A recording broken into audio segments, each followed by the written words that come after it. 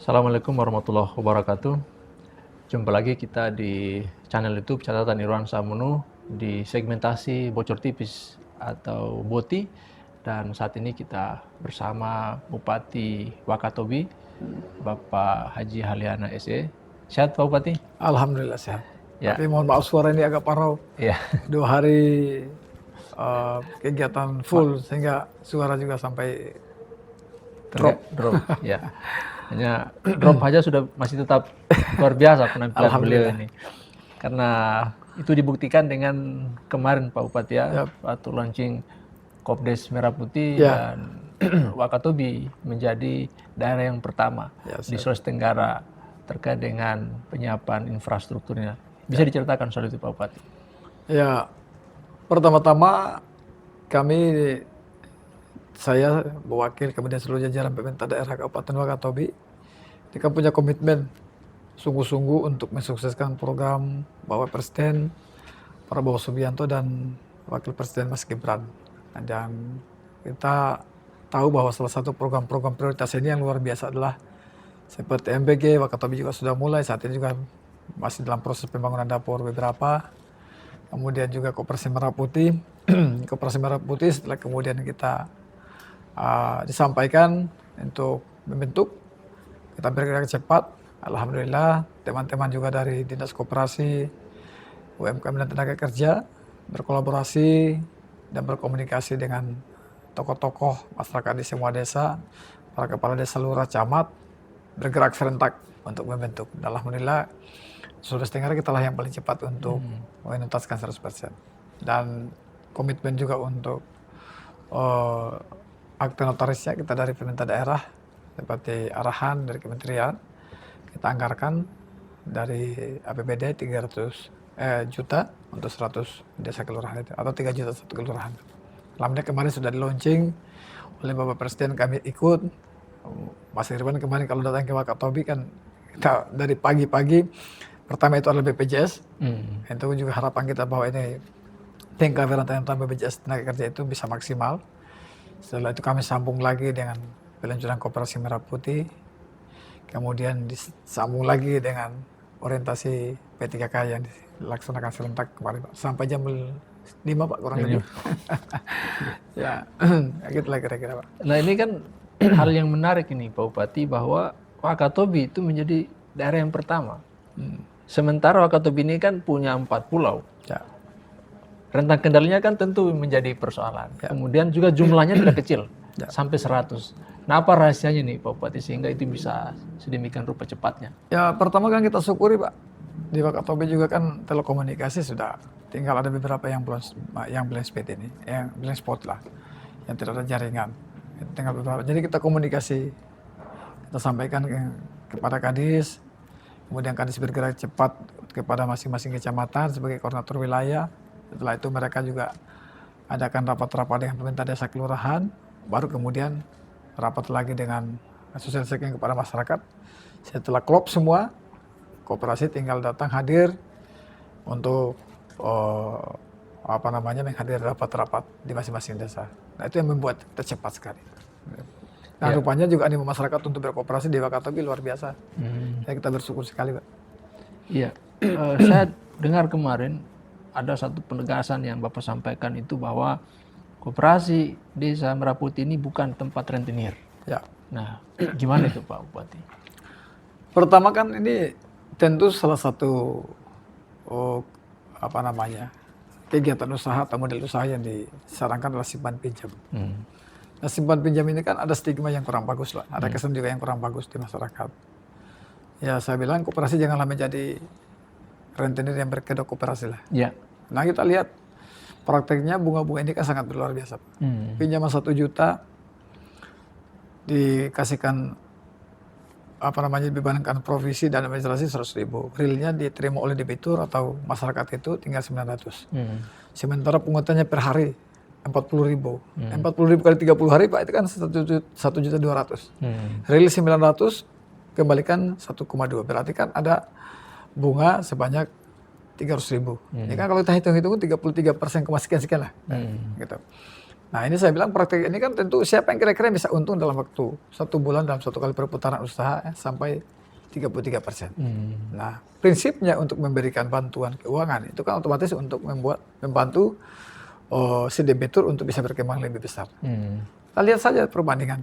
Kita jual ikan, jual sayur, itu untungnya berapa? Kan gitu Pak. Kemudian perputarannya berapa kali? Nah, kalau sampai 35% siapa kira-kira yang bisa nanggung ini? Jadi jangan kita heran kalau kemudian tidak adanya simpan pinjam juga ini ternyata tidak juga bisa memberi kesejahteraan lebih atau peningkatan usaha yang lebih bagus lagi dari para debiturnya, tapi justru banyak sekali yang kolaps. Banyak sekali yang kolaps, banyak yang bangkrut, yang parahnya juga kadang-kadang justru aset-aset yang mereka yang menjadi sasaran untuk pelunasan utang. Nah harapan saya koperasi tentu jangan berpraktik seperti ini. Kenapa? Karena kepesertaan prinsipnya dari anggota, oleh anggota, dan untuk anggota. Prinsipnya mereka bergabung dalam satu koperasi untuk bisa memberikan kesejahteraan lebih dari patungan-patungan. Ingat bahwa modal itu kan ada di situ. Ingatkan kemarin. Yang bisa diputar oleh koperasi itu dari modalnya adalah simpanan anggota, ada pokok yang pada saat mereka mendaftar sebagai anggota, ada wajib yang mungkin setiap tahun ada berapa disepakati, kemudian sukarela. Tambah lagi dengan modal yang mereka pinjam dari bank atau dari donatur yang lain, tambah lagi dengan hasil usaha mereka untuk diputar. Nah semua kan untuk kesejahteraan anggotanya. Nah coba bayangkan kalau kemudian anggota ini dibebankan bukan 30%, siapa kira-kira yang bisa nahan? Siapa yang bisa bertahan? Nah harapan kita lah, karena koperasi ini tujuannya untuk mensejahterakan, maka jadikan solusi.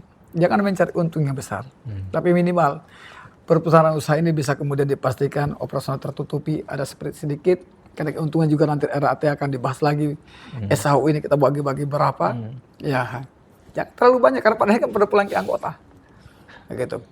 Hingga saya sampaikan seperti itu. Nah contohlah kita lihat. Bunga mungkin untuk operasi dari bank. Ada KUR, kemudian juga ada dana pemberian lain. Yang dari dana bergulir itu kan. LPDB. Dari lembaga pemberian dana bergulir. Itu kan bunga 7%. Ya, kasih ke anggota kurang lebih 8 atau 9%. Ini kan sudah lumayan bisa memfasilitasi mereka. Apalagi mungkin kesepakatan kira-kira seperti apa polanya yang dibuat, bunganya dikembalikan, tapi mungkin ada fee kepada masyarakat, ke koperasinya. 7% beban kita ke pemberi, kita kasih itu saja, tapi mungkin ada ada bonus kepada koperasi. Karena itu masyarakat. Nah, itu yang harapan kita untuk bisa menjadi solusi buat masyarakat ini dengan melalui koperasi. Nah saya kira ini adalah suatu jalan keluar yang luar biasa dicetuskan oleh Bapak Presiden tentang koperasi ini untuk bisa terutama menjadi alternatif pembiayaan dari masyarakat atau anggota yang ada. Apalagi ini masih Pak di semua desa. Masih semua desa. Nah kemudian kedua tentu harapan saya, karena mungkin yang paling gampang itu Pak diputar-putar karena memanfaatkan masyarakat banyak sekali yang butuh uang, butuh dana Pak. Ya, tapi saya menyampaikan kepada kita, pada anggota koperasi, hati-hati. Kalau ini modal diberikan untuk modal usaha, hati-hati. Jangan sampai justru dimatikan karena kita belanjakan kepada barang-barang yang tidak bisa berputar. Ya contoh lah, kan kadang-kadang, nah begitu pula di donatur dan di koperasinya. Untuk kemudian menilai kebutuhan modal kerja ini di masing-masing calon debitur, hati-hati jangan sampai justru ini melebihi.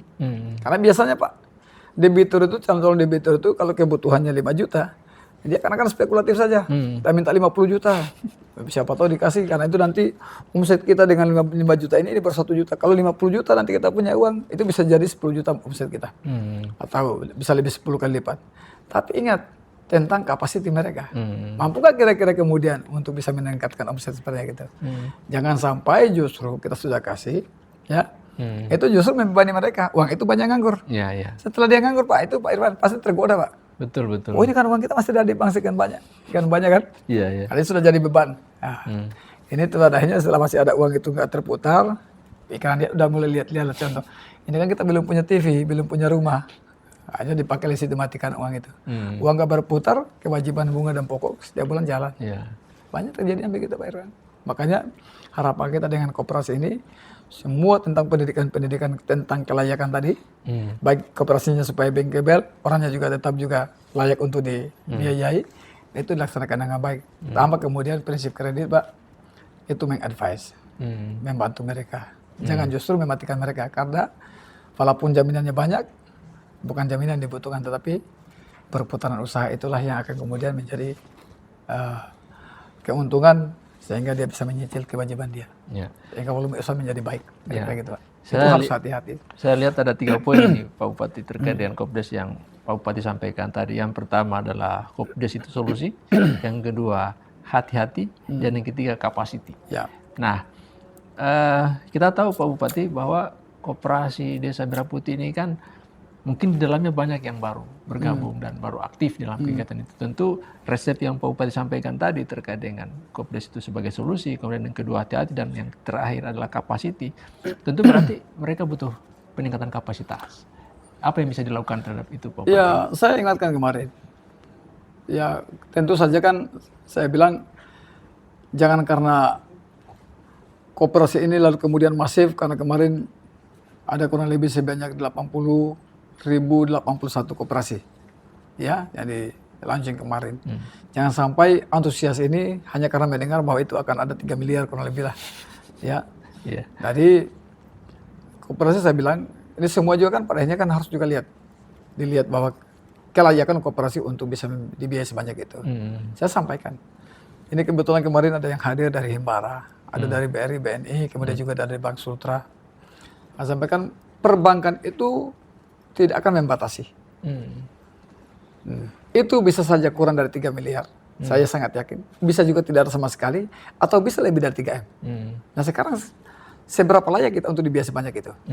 Karena pasti akan melihat prinsip kredit kan tentang 5C. Ya, salah satunya tadi tentang kapasiti. Tapi yang paling penting adalah karakter. Nah, apa yang harus dilakukan koperasi supaya dia maju? Dari sisi internal, eksternal juga ada. Internal pertama, manajemen efisien. Tentang pengelolaan keuangan harus bagus. Ya kan? Transparan, bertanggung jawab. Nah, itu betul-betul detail. Laksanakan tentang prinsip-prinsip pembukaan koperasi. Nanti kan saya sampaikan kemarin, nanti dinas untuk bisa mendampingi mereka. Kedua, itu udah sumber daya manusianya Pak. Sumber daya manusianya udah rajin, disiplin, kemudian jangan saling mengharapkan, itu kan ke anggota Pak. Pengurus itu betul-betul kerja dan itu rasa memilikinya harus ada. Kan gitu Pak. Kemudian ketiga, segi permodalan. Karena itu nanti modal inilah akan menentukan tentang perjalanan koperasi. Ya, tadi kan sudah disampaikan bahwa itu modal dari Himbara, ada dari PDB, lembaga pembiayaan dana bergulir dan pengelola dana bergulir, dan kemudian sumber usaha yang lain. Dari eksternal bagaimana, apa yang mau dilakukan? Itu tadi lihat pangsa pasar ini. Maka saya bilang, lihatlah kemampuan kamu yang ada di desa itu. Ya, lihat potensi kamu, apa yang akan ada di sana. Kembangkan secara baik. Ya, lihat peluang pasarnya. Kemudian tentu bangun jejaring yang bagus Pak. Bangun jejaring itu tadi kiri kanan. Kiri kanan atau muka belakangnya. Belakangnya apa? Kalau misalnya kita mau produksi, sumber dayanya di mana-mana saja. Raw materialnya apa? Bahan bakunya mana, lalu kemudian pasarnya kemana, itu harus jelas, jejaringnya kemana kira-kira, supaya ini bisa memastikan bahwa ini kita memproduksi ini adalah pasarnya, ada pembelinya, supaya ini bisa menjadi keuntungan buat koperasi. Nah itu yang paling penting Pak. Nah kemudian yang ketiga dari sisi eksternal, bantuan pemerintah. Itu akan menentukan. Nah sekarang kita semua, Presiden sudah menginstruksikan seluruh kita, kementerian, lembaga, sampai kemudian provinsi, terus kemudian pemerintah daerah, camat, desa, semua. Itu betul-betul bergotong royong, berkolaborasi untuk mengawal koperasi Desa Merah Putih, koperasi Kelurahan Merah Putih ini tuntas. Nah itu dimanfaatkan. Nah harapan saya bahwa mindset secara komprehensif seperti ini betul-betul dipahami oleh pengelola koperasi atau pengurus koperasi. Nah saya di pemerintah daerah tentu kita mengawal ini dengan baik. Harapan saya ini bisa maju. Tentu sekali lagi karena mereka masih baru, maka betul pendampingan. Jangan karena antusias hanya mendengarkan bantuan Pak. Pada akhirnya kan itu kalau bantuan dari Himbara juga kan beban juga Pak. Kurs saja 5%, 6%, 7% lah. Ya kan begitu. Artinya itu bukan juga dana gratis. Walaupun dana gratis itu juga harus dengan mindsetnya bahwa ini kita nggak ada beban, tetapi ini kesempatan untuk memberi untung yang sebesar-besarnya. Jangan justru digunakan untuk hal-hal pribadi. Ya seperti kata Pak Presiden kemarin, jangan ada kesan, jangan sampai terjadi seperti sekarang itu KUD itu adalah koperasi untung duluan Pak. Ketua untung duluan. Ketua untung duluan, sorry. Gitu. Atau pengurus untung duluan. Gitu, nah, gitu. Itu kan oleh karena itu sekali lagi prinsipnya koperasi oleh anggota dari anggota oleh anggota dan untuk anggota itu benar-benar dilaksanakan dengan baik. Salah satu tadi itu Pak, kunci internal eksternal. Kayak saya serangkan kemarin begitu. Pak Bupati kan kemarin Pak Presiden sempat menyinggung. Ya. Saya lihat itu banyak kedekatan karakter dengan Wakatobi, menyinggung soal cold store, kemudian ikan 1 kilo. Nah gimana dengan itu semua Pak Bupati? Ya kita di Wakatobi kan kalau kita lihat karakteristik kita kan ada pulau-pulau Pak. Ada pulau-pulau. Desa kita ini kurang lebih sekitar 67 desa yang ada di pesisir. Ya walaupun demikian yang ada juga di gunung, di laut, di darat, ini juga kebanyakan juga hubungannya kan dengan pesisir juga karena kan kita ada berdekatan semua. Nah inilah yang harapan saya dengan adanya koperasi, kenapa saya bilang lihat potensi yang ada di daerah masing-masing karena 97% kita adalah laut. Ini kesempatan kita. Nah kita mau mulai dari mana? Nah, maka tadi saya mengharapkan mereka betul-betul kita buka pikiran mereka, pola pikir mereka. Kalau betul-betul kita konsentrasi nanti di koperasi nelayan untuk menampung hasil nelayan. Nah sekarang siapa yang mau dikonsolidasi? Ya kan? Berapa mau dikonsolidasi? Nelayan itu ada di mana saja, nelayan mereka itu sifatnya apa? Apakah nelayan budidaya, nelayan tangkap, atau mereka juga tangkapnya ini pakai alat yang besar atau ini? Nah itu bisa kita memperkirakan roadmap-nya. Roadmap-nya sampai kemudian itu menjadi suatu keuntungan. Sehingga bisnis plan di koperasi ini benar-benar dilaksanakan dengan baik. Gitu. Nah, karena ingat kalau kemudian semua itu konsentrasi di perikanan, nah di desanya kan pasti akan terpetakan Pak. Di desa saya berapa banyak? Karena saat itu kan ada yang warganya banyak, ada warganya sedikit. Ada juga mungkin nilainya banyak, ada juga nilainya sedikit. Contoh di Bajo. Di Bajo nggak ada petani, semua nelayan. Tapi mungkin dikit ada pesisir, ini campur. Ada yang berprofesi nelayan, ada nelayan berprofesi sebagai petani. Nah ini dipetakan betul. Karena itu semuanya sama. Nah kalau kemudian cold storage ini ada di mana-mana, itu juga menjadi sesuatu yang bagus. Tapi apakah cold storage ini tidak akan menjadi beban? Tidak akan, apakah harus menguntungkan? Karena situ cold storage pasti harus ada beban listrik. Ya kan, ada lagi beban pemeliharaan, mungkin ada yang jaga, ada operator dan sebagainya. Nah itu dihitung betul-betul Pak. Nah itu makanya kita bimbing, apalagi mereka ini rata-rata masih baru. Iya betul. Nah Pak Bupati, Bapak tadi menyinggung soal rata-rata masih baru. Dan yang baru juga ini akan dibangun sekolah Garuda di Wakatobi. Dan luar biasanya ini langsung dikunjungi oleh Wamen. Kemarin oleh Ibu Wamen dan Bu Stella. Dan itu diapresiasi positif. Bisa Pak Bupati menceritakan ini? Karena setahu saya ini di Cape Town Wakatobi yang pertama ini. Iya. Pertama informasi tentang sekolah Garuda ini kan sekolah unggulan Pak ya. Iya. Sekolah unggulan ini hanya akan ada 20 di Indonesia. Jadi bayangkan 38 provinsi ya. Kita ini hanya dibangun 20, berarti mungkin hanya akan di 20 tempat di provinsi atau 20 provinsi. Nah di Sultra sendiri insya Allah akan ada 1. Kita belum tahu di mana. Karena juga ada usulan dari Pak Gub di Konawe, kemudian juga di lokasi di Konawe Selatan. Nah di Wakatobi juga ada 2. Ada yang dihibahkan oleh masyarakat Kadia Banci dan Kadia Mandati, ada juga 1 khusus yang dari Kadia Mandati.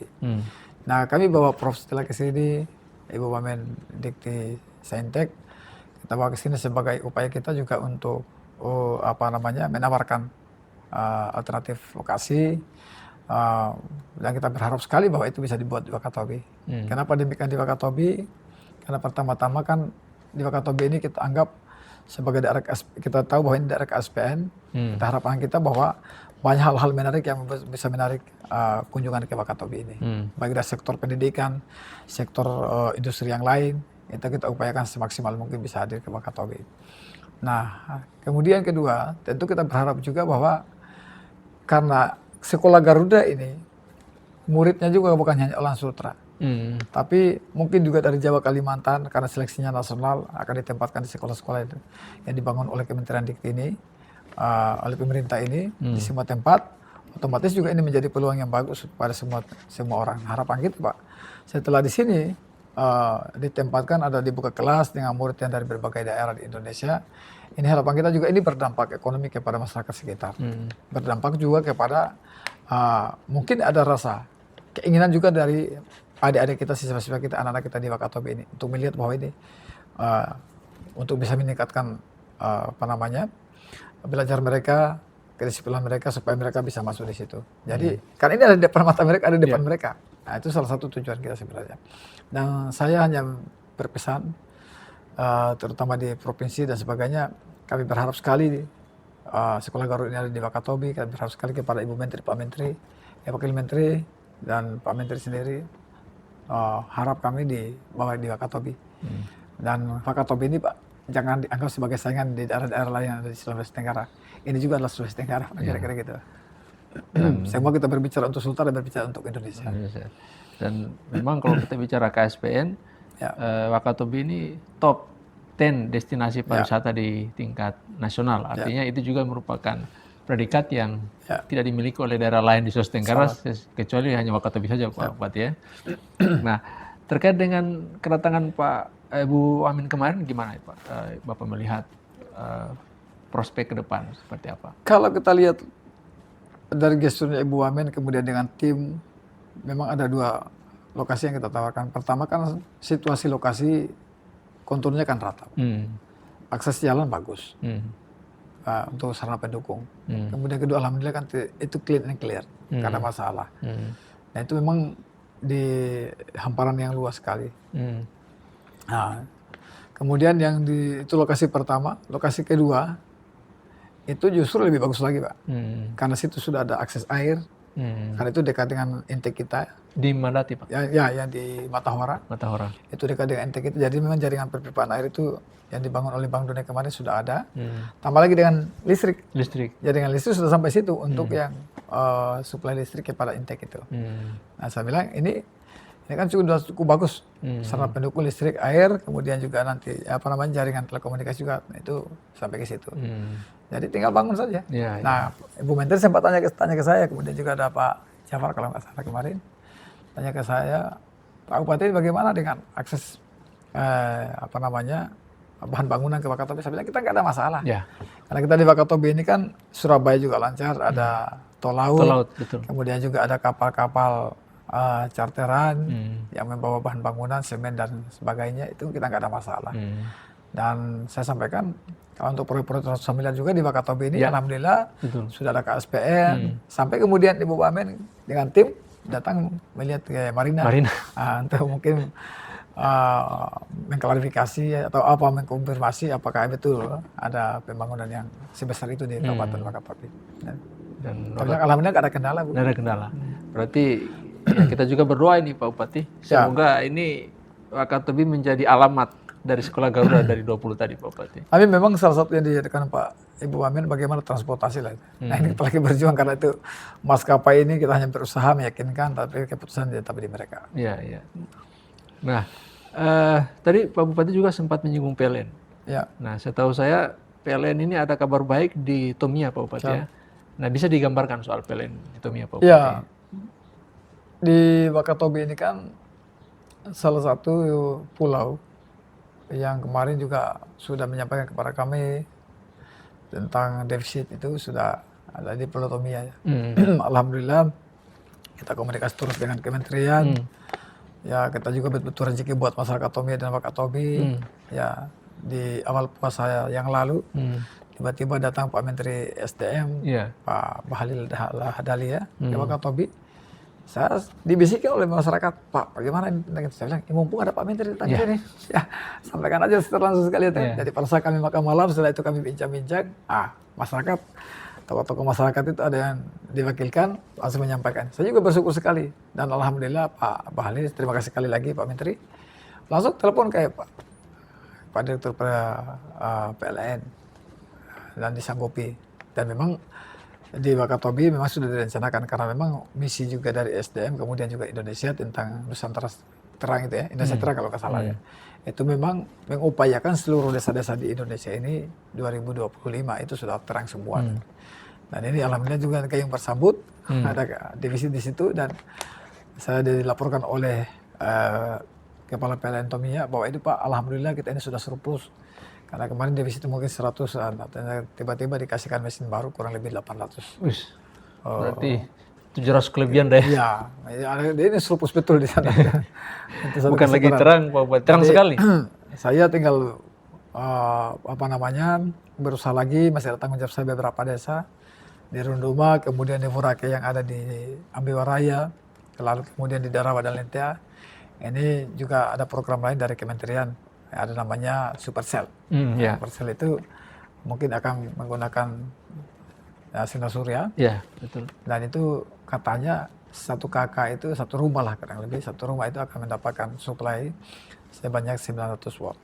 Itu cukup lah untuk nonton TV, punya kulkas mungkin sudah bisa, sudah standar. Nah, dengan mungkin beberapa balon penerang itu. Jadi intinya bahwa 2025 Wakatobi tidak ada lagi gelap, semua terang. Dan kami upayakan semaksimal mungkin, dan itu sudah menjadi janji saya kepada masyarakat. Sebenarnya sejak dulu waktu kami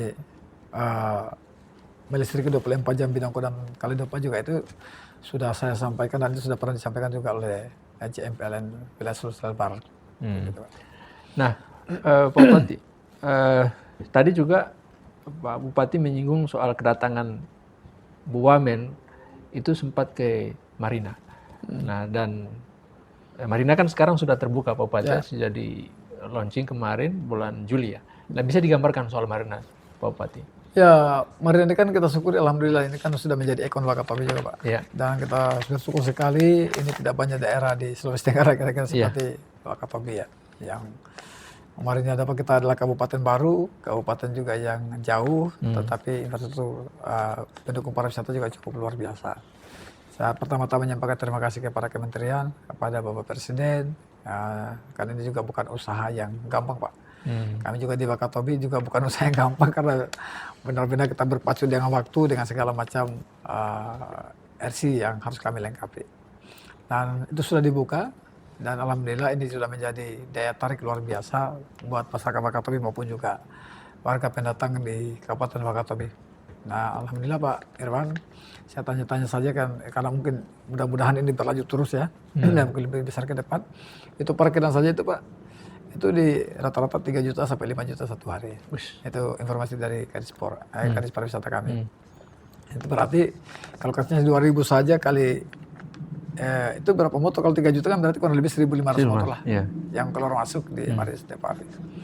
Itu belum omset yang Pak di dalam. Nah, tapi di dalam kan ini juga belum maksimal, masih banyak space, masih banyak ruang yang belum ditempati oleh pengusaha-pengusaha kita. Nah, itu di luar juga ada. Nah, ini yang kita maksimalkan. Nah, tapi intinya bahwa di Wakatobi kita syukuri karena sudah banyak space untuk masyarakat bisa nikmati. Nah, apa kekuatan Marina Pak, sehingga itu bisa menjadi daya tarik dalam satu hari bisa 3-5 juta Pak? Ya, salah satunya kan ini kan adalah dia punya space yang besar. Dia punya keunikan sendiri. Jadi situ juga ada di pinggir laut. Menikmati sunset, luar biasa, betul-betul kita langsung ke situ. Kemudian di pinggir laut ini tentu saja kan ini pandangan kita jauh Pak. Nah, di Wakatobi ini kan pilihan-pilihan kita juga ada Pak. Ada di pinggir laut seperti Marina dengan Sombodai, kemudian ada yang di gunung seperti yang ada di Alu-Alu, ada yang di Toliamba, kemudian ada di Danau Kapota itu wisata danau, kemudian di Bentelia yang sifatnya base-nya religi, kemudian di Alun-Alun ini kan ini adalah namanya Alun-Alun itu area publik betul untuk semua orang. Nah, dan di Marina itu komplit. Komplit kulinernya ada, kemudian juga tempat belajarnya ada, tempatnya juga nongkrong-nongkrong juga ada, dan itu kan dibuat berlantai, dibuat bertingkat-tingkat. Nah, itu memang kemudian juga ruangnya memang cukup besar lah. Itu ada panjang, mungkin ada 1 kilometer, hampir 1 kilometer.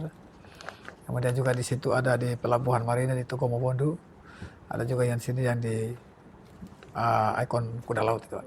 Jadi ada beberapa spesifikasi lah. Artinya Marina Wakatobi ini sudah world class begitu Pak ya?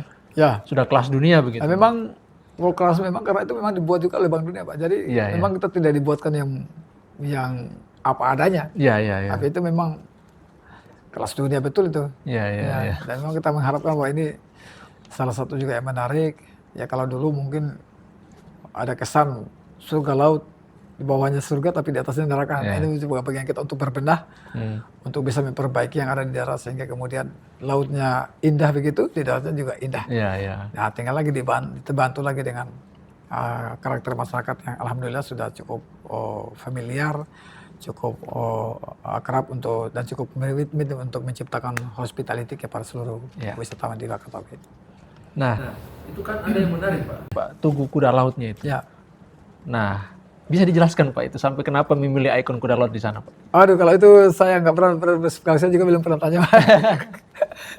Tapi ya karena Wakatobi memang adalah daerah yang memiliki biodiversity yang luar biasa. Iya, betul. Keanekaragaman. Jadi kalau mungkin daerah itu sudah ada lumba-lumba, sudah ada gurita dan sebagainya, mungkin salah satu spesies yang unik di Wakatobi adalah kuda laut. Kuda laut. Ya. Kayak tadi dia punya biodiversity itu ya. Ya, kira-kira jadi kekuatannya. Ya, kan?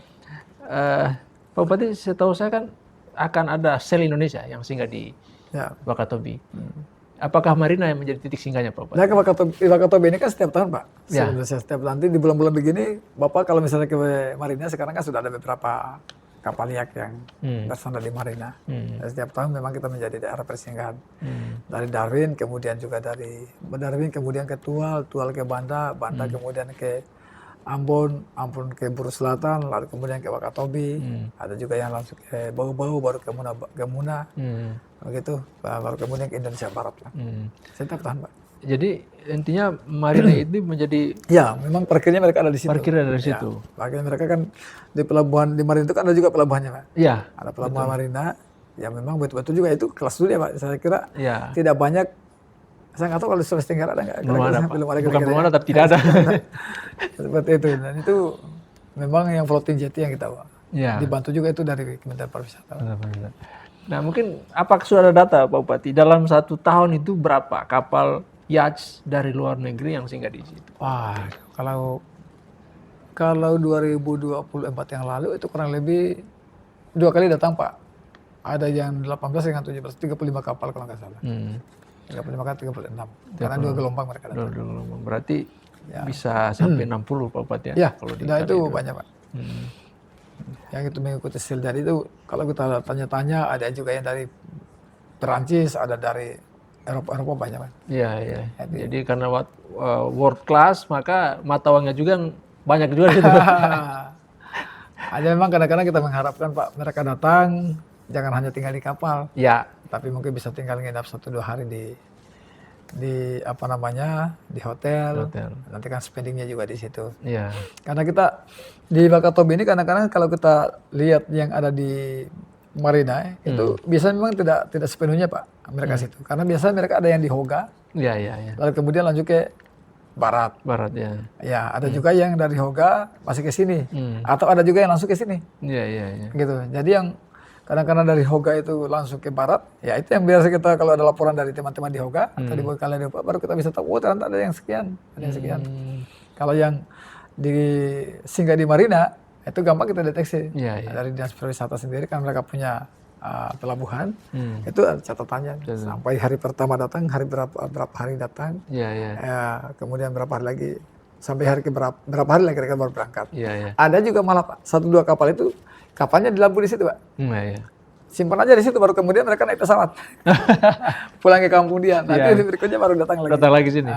Berarti aspek security-nya di sini sudah. Iya, sudah. Artinya itu kita syukuri lah. Mereka bisa menitipkan kapalnya seperti itu kan berarti ada keyakinan bahwa di Wakatobi kan aman lah. Karena itu bukan nilai murah itu. Nah itu keyakinan nilai yang Bapak Ibu sekalian seluruh masyarakat Wakatobi kita komitmen lah untuk menjaga ini. Karena pariwisata itu salah satu juga yang akan membuat masyarakat itu datang. Wisatawan itu datang ke suatu tempat. Itu pertama adalah tentang keamanan. Nah kalau kita komitmen untuk menjaga keamanan, insya Allah itu kita akan menyebut tamu-tamu yang akan banyak. Nah berarti dalam 1 kali pendaratan itu bisa sampai berbulan-bulan dong Pak Bupati kalau misalnya. Kadang-kadang kalau mereka itu tadi Pak, bayangkan saja kalau mereka pulang ke Australia itu berapa hari? Pulang saja mungkin 2 hari, 3 hari baru sampai ke sana kan? Iya. Pulang lagi begitu, mungkin tinggal di sana juga mungkin 10 hari. Jadi bisa 2-3 minggu atau 1 bulan. 1 bulan. Baru datang lagi ambil kapalnya. Dan itu nilai aset yang bukan. Aduh, saya nggak tahu lah mereka. Mungkin kita tidak bisa pilih. 1 yacht itu duit berapa itu Pak Bupati? Mereka berani saja Pak, tenang-tenang saja simpan di sini baru mereka pergi. Ini bukan mobil yang diparkir kapal ini.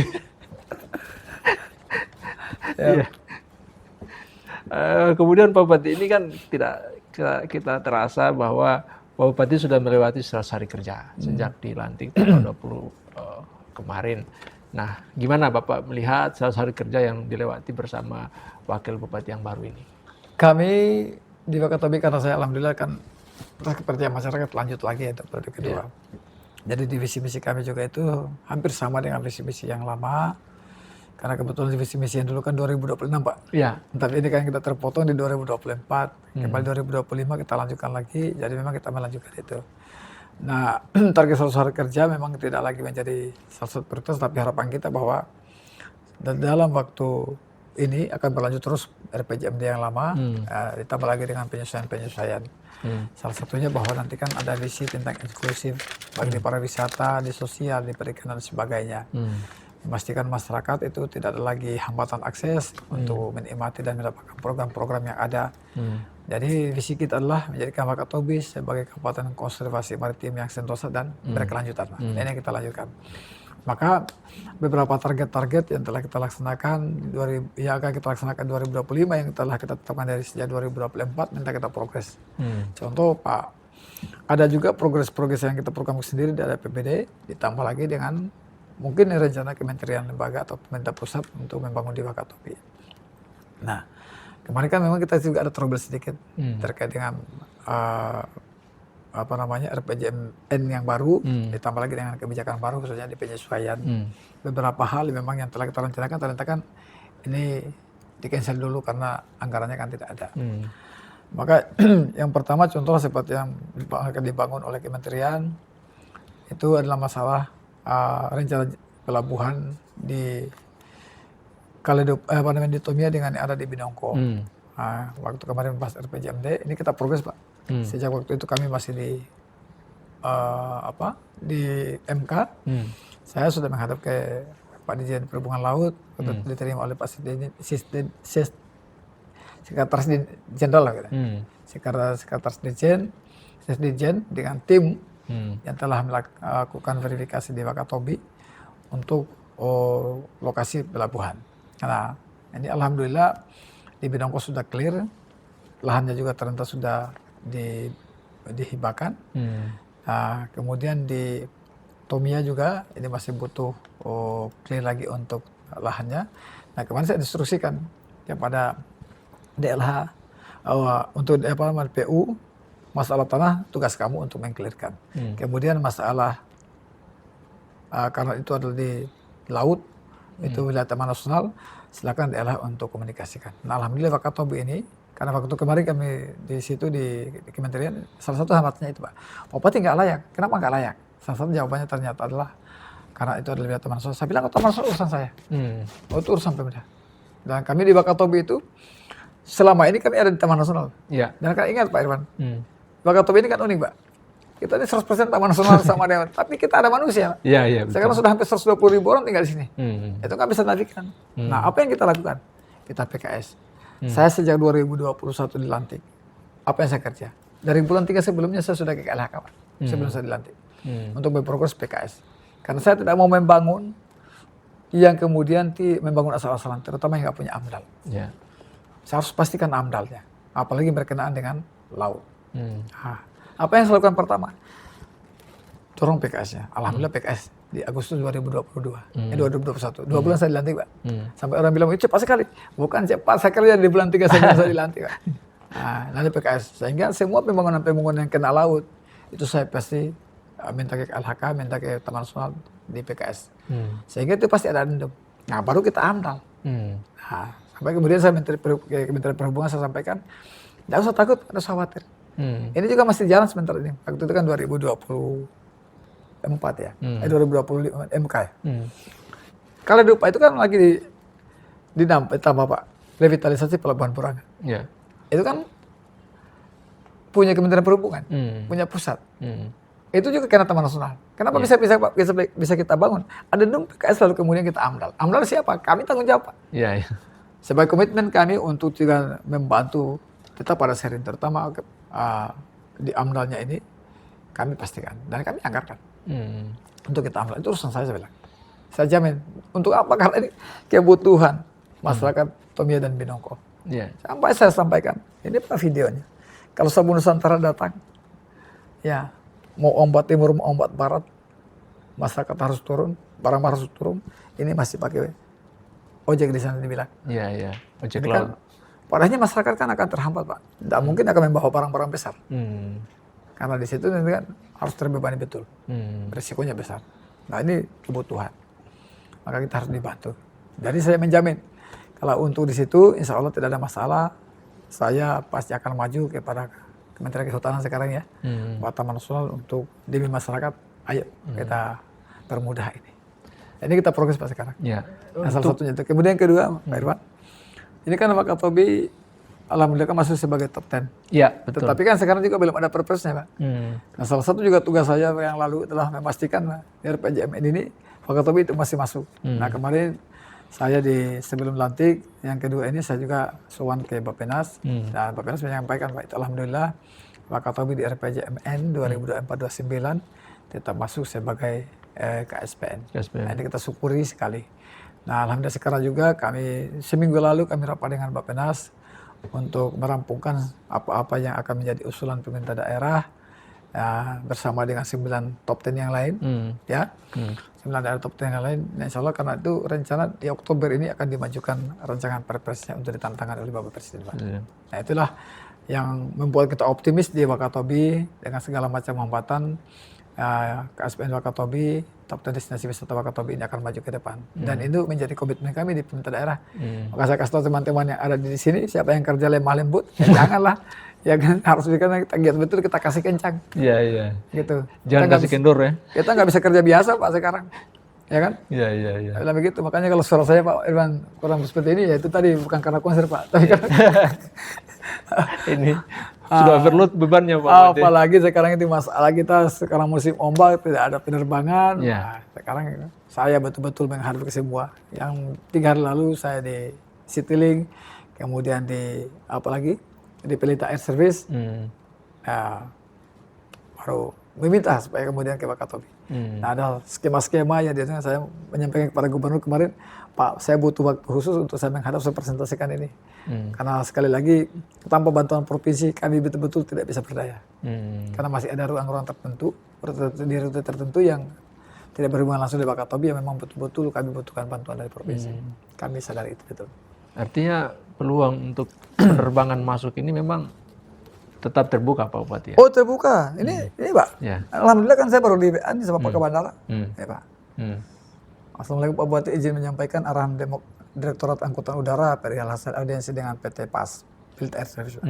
Hari lalu itu disampaikan ke Dirjen Perhubungan Udara, infonya dari Dirjen Perhubungan Udara akan membantu bersurat penawaran kepada maskapai. Ya.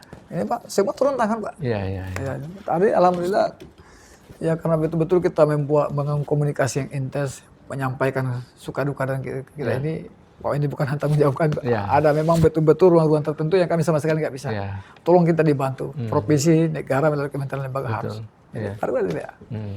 Artinya itu diharapkan memang tahun ini bisa kembali layanan kapsul besi itu ada. Pokoknya intinya kita harus buat mati. Apalagi Pak Irwan kan ada di bulan November ini, insya Allah kan ada hal Halvarto di Wakatobi. Oh, ini kan menjadi ide, menjadi program yang kita gagas bersama dengan Persatuan Atletik seluruh Indonesia, PASI ya, Sulawesi Tenggara, komitmen kita. Ya, bahkan hadiahnya besar Pak, kurang lebih 250 juta Pak, itu ditanggung Pemda.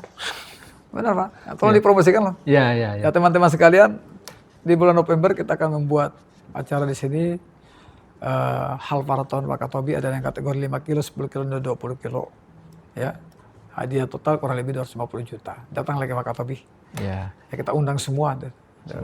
Di sini berolahraga sambil berwisata. Olahraga sambil berwisata. Bonusnya Pak, diving, snorkeling. Salah Pak. Numpang ya Pak Irwan? Ya siap. Ya. Berarti komplit ini Pak Bupati ya? Komplit. Berolahraga sekaligus berwisata. Siap. Itu tagline-nya. November ini. November. Ya. Hadiahnya besar lagi Pak. 250 juta. 250 juta. Nah, ini kita sudah siapkan. Sudah luar biasa Wakatobi. Berarti ini masuk salah satu program prioritas tahun 2025 Pak ya? Iya, kami sudah anggarkan APBD perubahan. Ini juga alhamdulillah kami ngomong ke Bank Sultra. Ada 100 juta juga dari mereka. Tinggal kami tambah lagi 150 juta. 150 juta. Nah, teman-teman dari PASI, ya mungkin operasional yang lain. Kami berkolaborasi lah. Iya. Nah, Pak Bupati, dengan semua rekayasa dan strategi yang sudah dilakukan sejauh ini. Untuk tahun 2025 ini kira-kira apa yang akan dilakukan di Wakatobi sebagai sesuatu hal yang luar biasa untuk pencapaian milestone pada tahun ini, Pak? Ya, itu pertama tadi kan kita mensukseskan dulu program pemerintah pusat ya. Ya. Program-program prioritas itu FBG, kemudian tadi Koperasi Desa Merah Putih, kemudian juga nanti sekolah rakyat ini lagi progres juga Pak. Ya. Pak Kadis saya hari ini ke Kendari, karena kemarin dulu ada kunjungan dari Balai PU, apa namanya, di Kendari, untuk memastikan. Karena kemarin kita nggak bisa dapat gelombang pertama Pak, karena masih ada beberapa kendala terkait dengan asrama yang akan atau sekolah yang akan digunakan di sini. Kemarin dari hasil kunjungan mereka yang kedua ini, itu mereka menyampaikan bahwa itu tinggal kita adakan apa namanya, ruang makan, kemudian tempat sholat, ruang security dengan dapurnya. Itu salah satu yang kita bangun, dan kita sudah nyatakan komitmen bisa. Karena kalau lokasi clear Pak. Iya. Dari lokasi yang diminta itu kurang lebih malah 8,9 hektar dari 7 yang diminta, sudah clear. Nah itu yang kita selesaikan. Kemudian kedua, program-program prioritas kami itu tadi untuk beberapa program-program yang kita menyesuaikan dari hasil efisiensi yang ini, karena kita harus memang merubah lagi beberapa program yang sudah kita tetapkan. Yang dulu kan sudah ada untuk program untuk SBP Tenumana, kemudian juga untuk apa namanya, akuatik, yang nanti akuatik, tematik yang perikanan di Kaledupa, terpaksa kita rubah. Nah ini kita usulkan lagi untuk pembangunan jalan yang ada di Kaledupa ke Impres. Dan tadi malam saya disampaikan oleh Pak Kadis PU, masih ada yang masih on sekarang itu di ruas Sombano Ambeua, kemudian juga di apa namanya, di Tampara Kasuari Peropa. Itu kurang lebih kan kemarin itu karena ada beberapa, ada sekitar 5 usulan kemarin, tapi masih ada 2 yang prioritas saat itu. Nah, anggarannya katanya yang kemarin itu di kurang lebih 28 M. 28. Nah, ini kita progres terus, sama dengan lagi satu yang kita mintakan, yaitu tentang Kampung Nilai Merah Putih. Nah, kami usulkan yang ada di SPP Tenumana untuk dibiayai. Desa ini kami sudah menyesuaikan dengan desain pusat dengan anggaran kurang lebih 22 M. Nah, hanya di situ memang kendala karena satu sudah pernah di SK-kan sebagai di dalam RIPN Pak, Rencana Induk Pelabuhan Perikanan Nasional. Nah, kami minta, karena itu ternyata salah satu syaratnya itu tidak boleh masuk RIPN, maka kita minta penurunan status dari provinsi. Nah, saya sudah bersurat ke provinsi, karena harapan kita bahwa ini juga pengembangan perikanan tangkap, salah satunya adalah kita bikin dulu kampungnya atau fasilitasnya. Nah, itu kami sudah clear juga. Sudah ada bangunan yang kita buat duluan untuk cold storage maupun gudang, kemudian juga TPI-nya, kemudian nanti dengan lokasi untuk SPBN-nya. Pelabuhannya sudah ada. Di Wanci nih Pak ya? Iya, di mana Pak? Di mana ya? Kalau Bapak ke sana, ada pelabuhan Patingku yang ke Wakatobi 2, juga di situ ada pelabuhan sebelumnya adalah mana. Nah, sekarang juga dalam rangka juga peningkatan Pak. Pendapatan di daerah, itu semuanya pendapatan juga. Pendapatan di daerah, ini kan kita juga melihat Wakatobi ini kan kewenangan kita, atau daerah-daerah Indonesia itu di kabupaten, daerah tingkat 2 ini kan nggak ada kewenangan di laut lagi. Iya, betul. Nah kalau kita nggak punya kewenangan lagi, gimana kira-kira ceritanya Pak? Ya kan? Ditarik ke provinsi. Ya, datang wisatawan kita nggak berani Pak. Ambil manfaat. Ikan sekarang nggak ada yang mengurus SKS, surat keterangan asal ikan. Betul. Nah, gitu. Nah, tadi pagi saya komunikasi dengan teman di Bupati Selayar, ya, Bupati Selayar, karena dia juga sudah merancang untuk MOU dengan Taman Nasionalnya, Takabonerate kalau mereka di sana. Nah, untuk itu supaya ada pemanfaatan bersama. Jadi mulai patroli dan sebagainya kita turun bersama Pak. Ya, karena sekarang kan bayangkan saja teman-teman dari kepolisian, bukan kemenangan kita kan? Betul. Nah, dari Polair, dari Angkatan Laut, sementara mereka rata-rata juga nggak ada kendala untuk nggak ada anggaran untuk patroli. Sementara itu bunyi bom kan kadang-kadang begitu masyarakat ya. Apalagi masyarakat juga yang ketemu ada orang yang nangkap ikan dengan cara yang tradisional, tidak ramah lingkungan. Ya, mengeluhkan bukan ke siapa-siapa Pak. Kalau Bupati sudah berkunjung, Pak Bupati ini kami ketemu ini. Nah, makanya kita rancang. Nah, kami kebetulan informasi dari Pak Bupati Selayar, Pak Bupati, saya sudah maju ke Menteri Kehutanan, tetapi mereka menyampaikan itu kalau bisa harus ada 2 balai. Saya bilang ayo kita jalan bersama. Iya. Kita jalan bersama karena harapan kita ya dengan SKI bukan mempersulit nilainya Pak. Tetapi minimal juga ini ada kontribusi ke kita Pak. Iya. Nah saya kadang-kadang cemburu Pak. Bau-bau itu data perikanan tinggi. Ya kan? Ikannya dari Wakatobi. Nah lautnya berapa ya? Ya kan begitu Pak. Iya. Kami di sini nggak ada data. Iya. Nah, karena apa? Dari nelayan ke kapal penampung, dari penampung ini lari ke kampung dia. Iya. Ya, banyak juga yang ke Buton. Betul. Ya, Bapak kalau ke Lasalimu, ke Baloge, Iya. kapal-kapal ikan itu kan bukan kapal dari mana, kapal Wakatobi tapi ada di sana. Iya. Nangkap ikannya di Wakatobi, ikannya dibongkar di sana. Iya.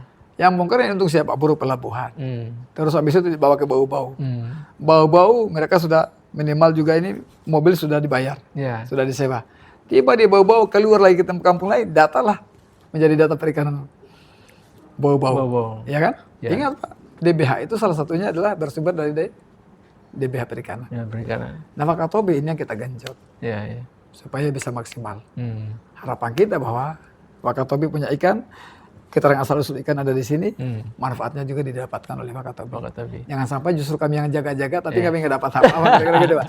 Iya. Ya, karena sini adalah protein area kita itu betul-betul disuruh, nggak bisa ini, nggak bisa itu. Iya. Nah, Sementara yang lain bisa apa-apa. Bentar lah, mereka tentunya dapat manfaat lebih dari itu. Gitu Pak. Nah, ini menarik Pak Bupati. Makanya sekarang lagi kita ini Pak, saya sebentar kasih draftnya ke Pak Bapeda, pelajari, baru kita jalan bersama-sama dengan selayar. Ya, ini terus terang Pak Bupati ini gigi 5 ini, bukan lagi gigi 4 Waduh, ini. makanya saya bilang kalau kerja-kerja biasa Pak, sekarang nggak zaman gitu ya. Iya. Begitu. Nah, sekarang pertanyaannya Pak Bupati, gimana Den birokrasinya Bapak ini? Bapak gigi 5, birokrasinya Bapak gimana nih Pak Bupati? Iya, saya bilang begini, saya orangnya nggak suka marah-marah lah. Iya. Kita sama-sama dewasa, saya juga mungkin di antara beberapa kadis, saya masih adik. Walaupun demikian saya bilang ini bukan persoalan adik, bukan persoalan kecil besar Pak. Iya. Saya kecil, umur saya masih muda, tapi ini perintah. Kalau sudah diperintahkan, dan saya tidak hanya memerintahkan begitu saja. Tapi kalau saya sampaikan, kalau ada hal sulit tentang negosiasi, diplomasi dan sebagainya, kasih tahu saya kesulitannya apa, supaya kita maju bersama. Saya rela untuk duduk di lantai, Pak, untuk memohon supaya kita dibawa anggaran ke sini atau dibawakan program, itu semua masyarakat. Kita nggak boleh biasa-biasa. Kita juga harus tidak lagi barang pasang-pasang di bawah, Pak.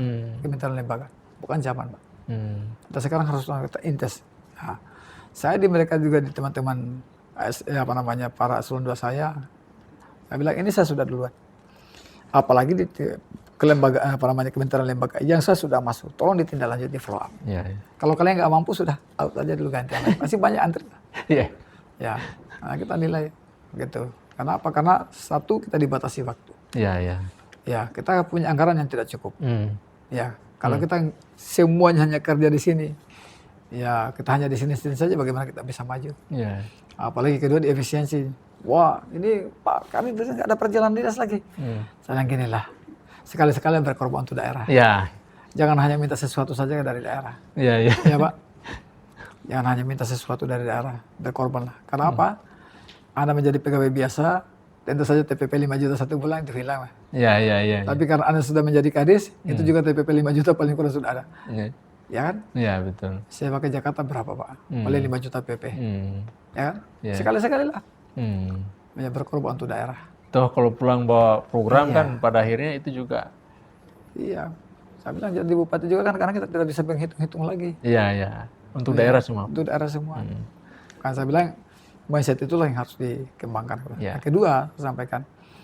Teman-teman jangan berpikir bahwa masa kerja kita ini, jam kerja kita hanya dari jam 7:30 pagi sampai jam 4 sore. Khususnya OPD, kepala OPD, itu berusahalah dan terbiasakan diri untuk bekerja 24 jam. Kita dituntut. Saya bilang, bupati aja kayak begitu, apalagi kalian. Iya. Ya kan? Kalau kita mau berleha-leha, apa sih susahnya bupati tinggal kita dulu terima berita, terima laporan dari teman-teman. Tapi kan tidak, bupati kan menunjukkan jalan. Bapak kan justru mempelopori pergerakan ini. Kita harus duluan untuk menunjukkan jalan. Tapi yang sudah saya di sini, yang saya sudah komunikasi, tolong develop cepat. Dilaporkan ke saya kalau ada kendala, jangan didiam-diamkan. Gitu lah. Itu menarik Pak Bupati, kata kuncinya tadi. Birokrasi itu menunjukkan jalan. Jadi malah saya tunjukkan jalan. Ya. Jadi Pak Bupati menunjukkan jalan, mereka tinggal Tapi jalan. di follow up dulu. Follow up. Tapi Iya. langsung di follow up kan. Langsung sudah bilang ini sudah jalan. Iya. Nah, tinggal komunikasi teknis kan. Iya. Karena saya hanya berbicara tentang ya apa namanya skop besarnya lah Pak. Iya. Tentang detail teknisnya kan Betul. Betul. di OPD. Jadi kalau tidak sanggup, Waduh udah saya bilang evaluasi diri lah. Nah ini hari ini saya evaluasi. oh gitu Pak Bupati. Evaluasi. Nah kalau misalnya yang kerja lembek-lembek, Iya. apalagi mungkin mereka sudah 5 tahun, mungkin sudah jenuh, mungkin akan ada yang kita rolling. Iya. Ada juga mungkin yang kita sampaikan, minta maaf lah berhenti dulu ya, Iya. kita ganti yang lain. Karena ini Kinerja. lari cepat ini Pak Bupati ya. Benar Pak. Ya, mungkin tidak terasa nih Pak Bupati, menarik sekali kita mau menggali lebih jauh di sini. Hanya ada hal yang menarik juga Pak Bupati, soal nasib Provinsi Kepulauan Buton. Ya. Nah, kita tahu ini kan sekarang sudah ada perubahan rezim dan ini juga terus digaungkan terkait dengan pembentukan provinsi dan Pak Bupati kembali terpilih. Lantas gimana Pak Bupati komitmennya terhadap pembentukan Provinsi Kepulauan Buton? Saya satu kata Pak Irwan. Seluruh tokoh-tokoh masyarakat Buton Kepulauan, masyarakat Kepulauan Buton, dimanapun berada, kita ini tentu menginginkan supaya provinsi ini mekar dan hadir. Kami di Wakatobi, saya pribadi siap mendukung totalitas untuk Kepton. Nah ini bukan berarti kita mau pisah dari enggak, tapi kita juga ini pendekatan pelayanan Pak, dan memaksimalkan pelayanan. Nah gitu Pak. Ya, Dan kami di Wakatobi siap. Saya sendiri secara pribadi, sebagai bupati maupun pribadi siap untuk mengawal Kepton. Nah, ini luar biasa ini komitmen dari. Iya. Oh kita kan begitu Pak. Iya. Ini harusnya juga memicu dan memacu teman-teman yang ada di tempat lain untuk bisa satu frekuensi Pak Bupati ya. Walaupun mungkin ya banyak rapat-rapat dari panitia, banyak rapat-rapat dari penggagas-penggagas ini yang kami tidak hadiri, jangan dianggap bahwa saya pribadi nggak punya komitmen untuk mengawal Kepton. Ya. Apa yang menjadi beban saya disampaikan. Ya. Nah, saya selalu komunikasi dengan Pak Alimudin tentang Kepton. Ada juga saya di guru-guru bentuk Kepton, ya perjuangan Kepton. Ya walaupun saya jarang komentar Pak, tapi saya tetap memantau, terutama juga perkembangan situasi pusat. Alhamdulillah kemarin kan sudah ada draft-draft untuk Kepton masuk dengan beberapa kabupaten rencana pemekaran di Sumatera. Kita berdoa, karena semua kita mekar itu bukan berarti kita mau merdeka, tapi ini pendekatan pelayanan kemudian pengelolaan sumber daya alam kita yang maksimal. Betul.